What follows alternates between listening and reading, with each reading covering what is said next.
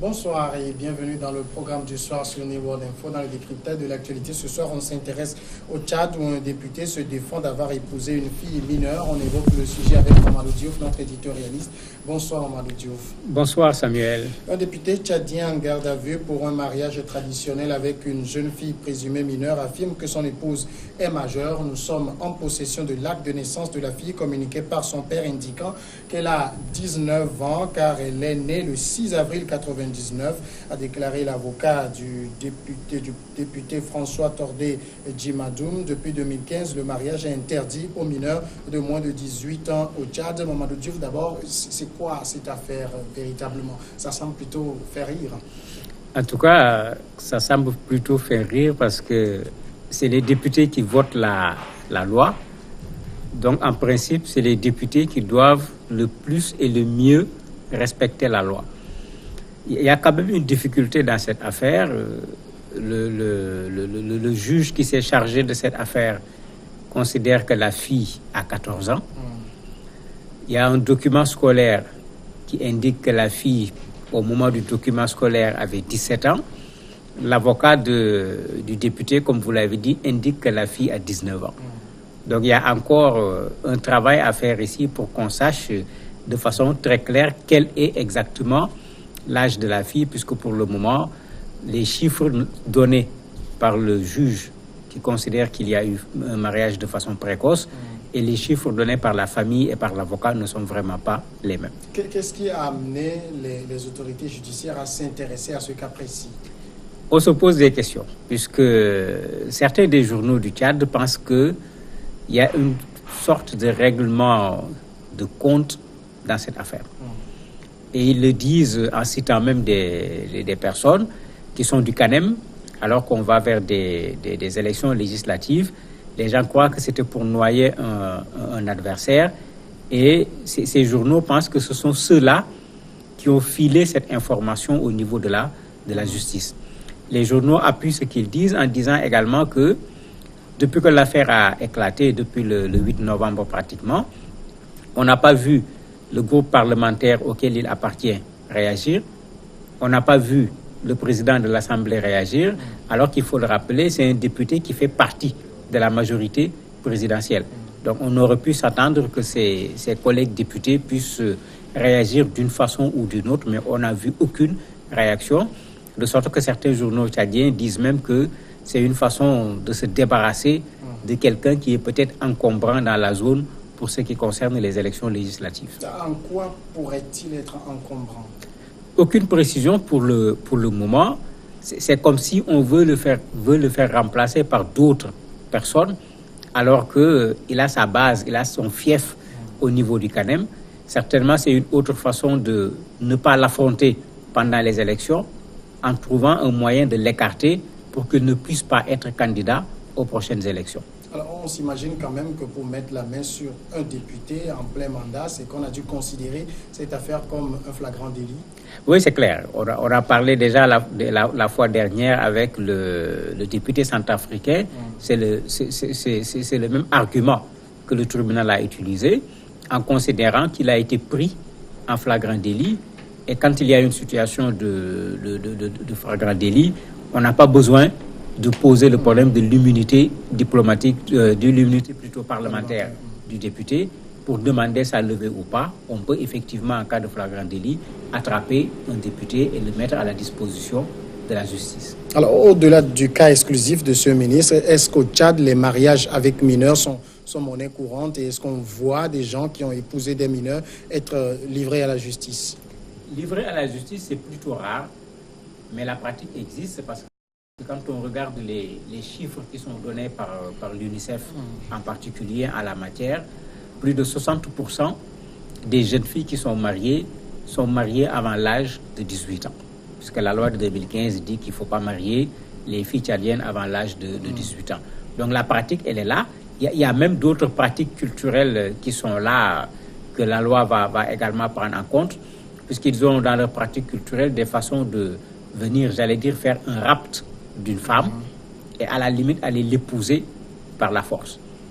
Bon, il y a la loi qui est là pour pouvoir certainement faire un travail pour qu'un certain nombre de ces pratiques qui sont des pratiques traditionnelles, qui posent problème, qu'on puisse les revoir et les mettre à l'heure d'un Tchad qui est devenu une république qui ne peut plus continuer à fonctionner comme ce que le Tchad était avant qu'on ne parle de république. Mais avant de dire, par exemple, que la femme qui épouse quelqu'un est une mineure, on suppose qu'il faut d'abord avoir fait des tests. On ne peut pas y aller de façon empirique, aléatoire. C'est ce qu'on reproche actuellement au tribunal, puisque certains journaux tchadiens posent la question, est-ce que les gens sont allés trop vite en besogne? C'est-à-dire on a juste filé une information, les gens n'ont pas pris ce recul pour faire la vérification de l'information et les gens y sont allés, on l'a arrêté. Et si c'est le cas, la justice va se retrouver dans de très beaux draps dans ce genre de situation, puisque la famille, le père en particulier de la fille, insiste sur le fait que la fille a bel et bien 19 ans. L'avocat insiste de la même façon. Certains des journalistes même qui ont essayé d'aller investiguer au niveau de la municipalité disent que les documents venus de la municipalité, ce n'est pas un faux, il n'est pas antidaté. Et si ce document est pris en considération, elle a bel et bien 19 ans. Alors ça va être grave si la justice, sur la base d'une information, bon, les journalistes connaissent bien ça, puisqu'on dit que l'information servie, c'est de l'information empoisonnée. Je crains que si elle a 19 ans, c'est là où la justice a faussé un peu les règles. On n'a pas pris la peine de vérifier l'âge de la jeune fille. Mais la jeune fille elle-même affirme avoir 19 ans. Est-ce qu'on lui a posé des questions? Très certainement, on lui a posé la question, mais dans ce genre de situation, souvent, la fille a tendance à se protéger elle-même, à protéger sa famille. Donc, le tribunal ne va pas se contenter de l'affirmation que la fille va faire en disant « j'ai 19 ans ».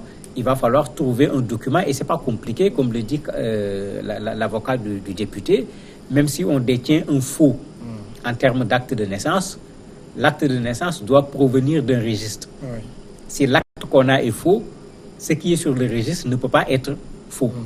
Mais il faut simplement aller vers le registre et voir la conformité entre l'acte de naissance qui dit que la fille a 19 ans et ce qui est écrit sur le registre pour voir si elle a 19 ans ou si elle n'a pas 19 ans.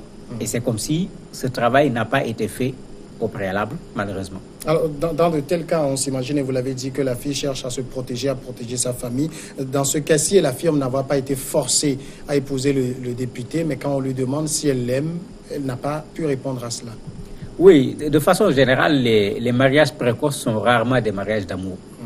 Le plus souvent, les mariages précoces sont soit des mariages forcés, soit des mariages sous forme d'arrangement. Arrangement parce qu'il y a une famille qui voit quelqu'un, qui a une certaine disposition sur le plan financier. On ne veut pas que cette personne échappe. Souvent, on est prêt à lui donner une fille sans tenir compte de ce que la loi dit par rapport à l'âge du mariage. Et tout un scénario est organisé pour amener la fille à dire oui, même si intérieurement, cette fille-là n'est pas convaincue par ce oui. Quand ce n'est pas le cas, c'est des mariages forcés en bonne et due forme, où la fille refuse, mais les parents ne veulent pas perdre, entre guillemets, la mine d'or qui se présente devant eux. En ce moment, c'est les parents qui disent oui à la place de la fille, quitte maintenant à la livrer à son mari, malgré un refus qu'elle va pouvoir avoir. Je crois qu'il va falloir vérifier tout ça pour voir. Ce n'est pas parce qu'elle a 19 ans seulement même que le problème ne pourrait pas être un mariage arrangé ou bien un mariage qui a été forcé dans une certaine mesure, mais pour le moment, on n'a pas d'éléments sur cet aspect-là. Alors, dans un monde aujourd'hui, quand même, où la technologie est assez évoluée, on a encore en mémoire le cas des footballeurs béninois qui ont menti sur leur âge. Un test IRM a permis rapidement de découvrir le vrai. Dans ces cas-ci, on peut avoir recours à ce genre de méthode? Mais bien sûr, on peut bien sûr avoir recours à ce genre de méthode parce que l'âge d'une personne, on peut le faire avec plusieurs choses. Le plus simple, c'est que si on était dans des pays quand même à l'heure de l'informatique, si les gens avaient pris la peine de numériser les fichiers en termes d'actes de naissance, mais de partout, on aurait pu faire la vérification, on n'aurait pas besoin de quitter N'Djamena pour aller jusqu'au Kanem pour voir si c'est vrai ou pas. On aurait pu immédiatement faire la vérification. Donc les moyens modernes sont là pour résoudre ce problème. L'autre élément, l'âge d'une personne peut être déterminé à partir de la dentition. Donc il y a plusieurs éléments aujourd'hui qui permettent à la médecine moderne de pouvoir se prononcer sur l'âge d'une personne. Et s'il faut vérifier l'âge de cette jeune fille, il n'y a rien du tout n'empêche de pouvoir faire la vérification, surtout que la justice parle de 14 ans. Entre 14 ans et 19 ans, la différence, elle est grande. À 19 ans, une personne qui a 19 ans, quand on regarde ses dents, quand on regarde sa constitution, ce n'est pas la même chose qu'une personne qui a encore 14 ans. Donc on peut parfaitement trouver la solution en sachant quel est effectivement l'âge de cette jeune fille. Juridiquement parlant, qu'est-ce que risque ce député? Il y a une peine d'emprisonnement qui est prévue au Tchad dans ce genre de situation. Et la peine d'emprisonnement est aggravée en fonction du fait qu'il y ait collusion ou pas. Parce que même le juge en parle en disant que non, il ne s'agira pas de poursuivre le député tout simplement, mais il s'agira de poursuivre également toutes les personnes qui ont participé à ce que le mariage ait lieu. Si la fille a effectivement 14 ans, ce n'est pas le député seul qui va être dans de beaux draps par rapport à la justice, mais même la famille de la fille sera concernée, y compris les personnes qui avaient été envoyées par le député, puisque le mariage n'a pas été fait à N'Djamena, le mariage a été fait au niveau du Kanem. Mamadou Diouf, merci d'avoir répondu aux questions. C'est moi qui vous remercie. On observe maintenant un moment de pause et on reçoit l'invité de ce jour.